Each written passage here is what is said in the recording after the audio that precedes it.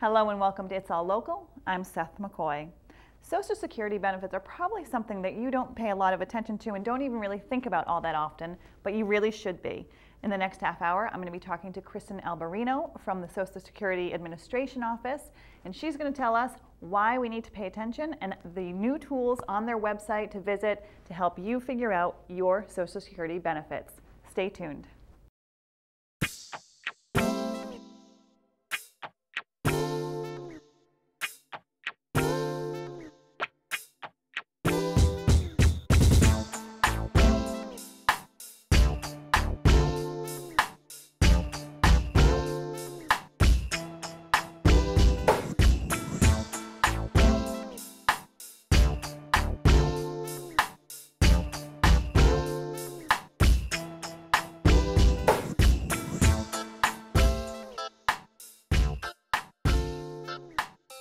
And joining me now is Kristen Alberino, Public Affairs Specialist for the Social Security Administration. Kristen, welcome to It's All Local. Thank you. Thanks for having me. So, Social Security, everybody gets it? Not everybody, but if you work and paid into Social Security, you could potentially get a benefit, yes. So who doesn't get it then, just out of curiosity? Well, if you don't work and pay into Social Security, then you wouldn't get a benefit, not from Social Security. And a lot of people think that Social Security is just retirement, and it's actually, it's retirement, it's disability, there's benefits for spouses, for survivors, like a widow's benefit, for children of retired workers or deceased workers. And basically the way that it works is you work, you pay into Social Security, and you earn Social Security credits. So for 2011, if you work and earn $1,120, you earn a Social Security credit, and you can earn 4 of those per year. So in order to qualify for a benefit, you have to have earned 40 credits. So for 2011, $4,480 gets you your 4 credits. You do that 10 times, so you have 10 years of work, and you qualify for a Social Security benefit. So it's only, you have to have 10 years of work in order to... Basically, you have to have 10 years of work. And it used to be called quarters, and everybody always says, I have my 40 quarters. And that's because you used to actually have to earn it in the quarter of the year. But now it doesn't matter what portion of the year that you earn and pay into Social Security. So again, $4,480, you could earn it in the summer, and those are your 4 Social Security credits. And the way that Social Security works is that the more you pay into it, the higher your benefit's going to be. So if you're that person that only worked and paid into $4,480, you're going to get a smaller benefit than someone who works substantially. Well, how does that work then in terms, somebody who has a smaller benefit, do they just get a one-time check, or is it over? Nope, it's a monthly check, and depending on the date of your date of birth, depends on what portion of the month that you get your check. So like second Wednesday of the month, third Wednesday of the month, and things like that. So it's a monthly benefit, and if you worked and paid into Social Security, but possibly your spouse maybe didn't work very much, you could potentially get a retirement benefit, and then when your spouse is retirement age, they could get a benefit from you at retirement age as well. So, I mean, it's a financial lifeline for millions of Americans. I mean, they say that 1 in 6 people receive some type of benefit from Social Security, which is, I mean, substantial. It's like 53 million people receiving benefits from Social Security. So my job is basically to go out and inform the public about what benefits we offer, and also talk about the differences between when you should file for Social Security. Let's talk about that. When should people be filing? Well, there's no answer to that. Truly, there isn't. Everybody's situation is different, but there are a lot of things that people need to take into consideration. Age, longevity, their health, and also whether or not they enjoy working, you know. A lot of things go into that decision. But what people need to know is that you can take your benefit as early as age 62. So that's the earliest that you can take a retirement benefit.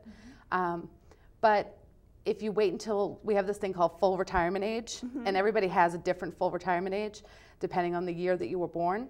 So at full retirement age, usually, you know, we see a lot of people, their full retirement age is 66 right now. So in an example where your full retirement age is 66, if you wait till 66, you get 100% of your benefit. So that's the big significance of full retirement age and waiting for that, is that you get 100%. If you take it at 62, you get about 75% of your benefit. But what some people don't realize is that if you wait past your full retirement age, you can actually get these things called delayed retirement credits. And what that means is that if you wait, for every year you wait past your full retirement age, your Social Security check continues to increase. So for someone whose full retirement age is age 66, that's 100%. If they wait until age 70, at that point they could get 132% of their Social Security benefit. So there's a lot of things that go into consideration. And with full retirement age, not only do you get 100%, but at that point you can work and there's no work restriction. So if people want to continue working, sometimes it's beneficial for them to wait until full retirement age. They get 100%. They get to continue working. So there's a lot of things that go into consideration and things that people need to take into consideration when choosing when to retire. Not to be morbid, but let's say you have somebody who's 66, he or she decides that they don't want to take their Social Security yet. Maybe they continue to work. They only live a couple years, but their spouse is left behind. Can that spouse collect on their Social Security? Potentially, yep. A spouse, a living spouse, gets about 50%.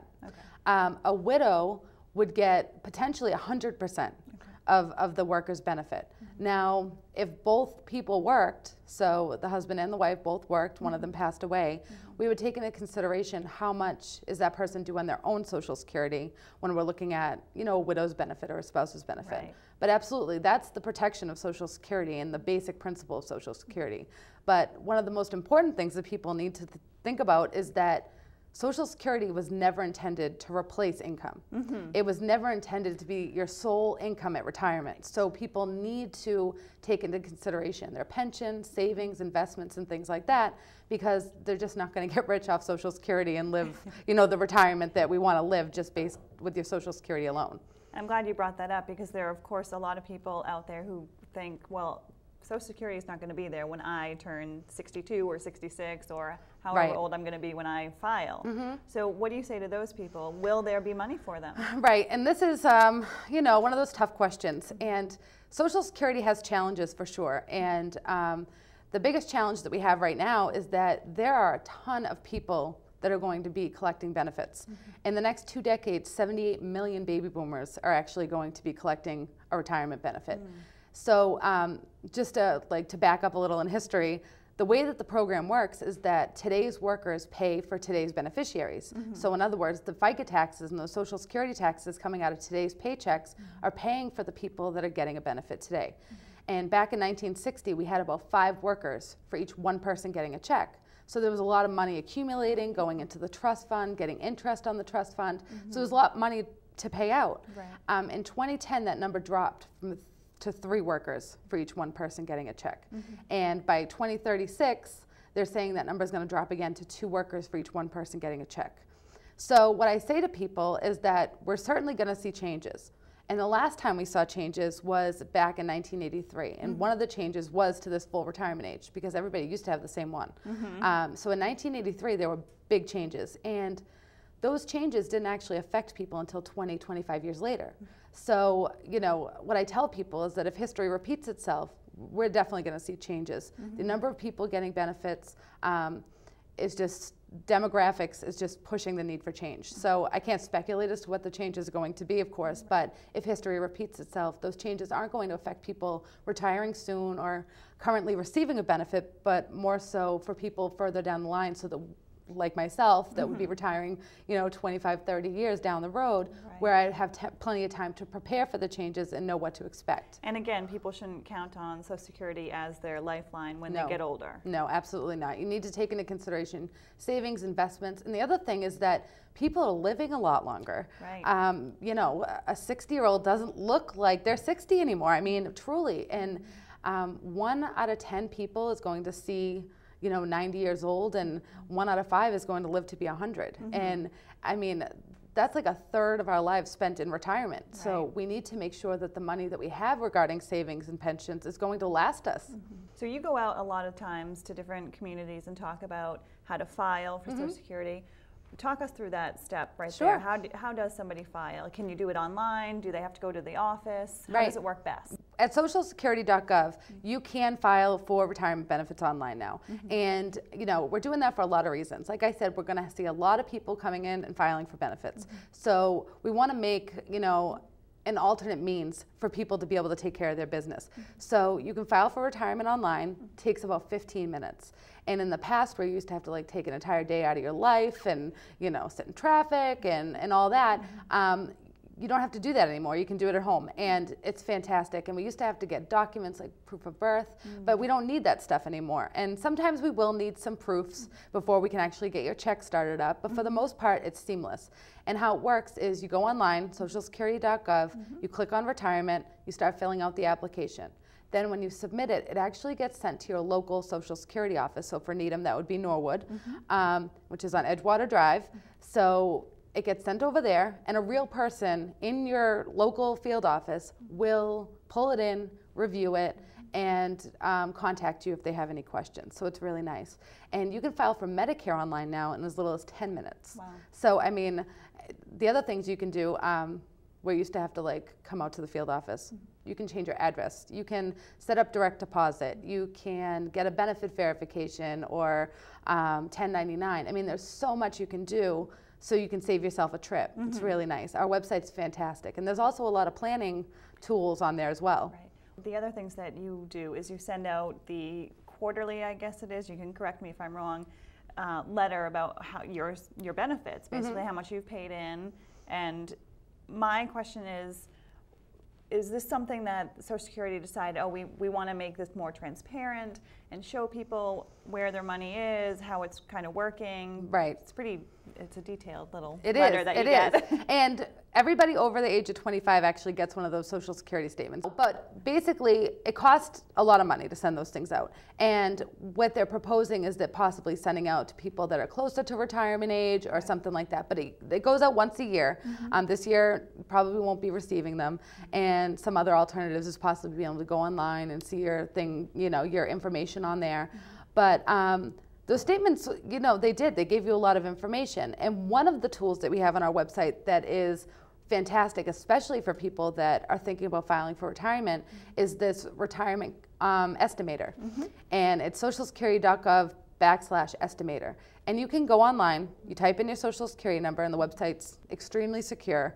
And you can do different scenarios, like what will happen if I file at 62? What will happen if I wait till full retirement age or beyond? Or what happens if I file at 63 and decide to keep working? And it will actually use your actual earnings record and, you know, all your Social Security information and spit out an exact figure. This is how your benefit would be affected.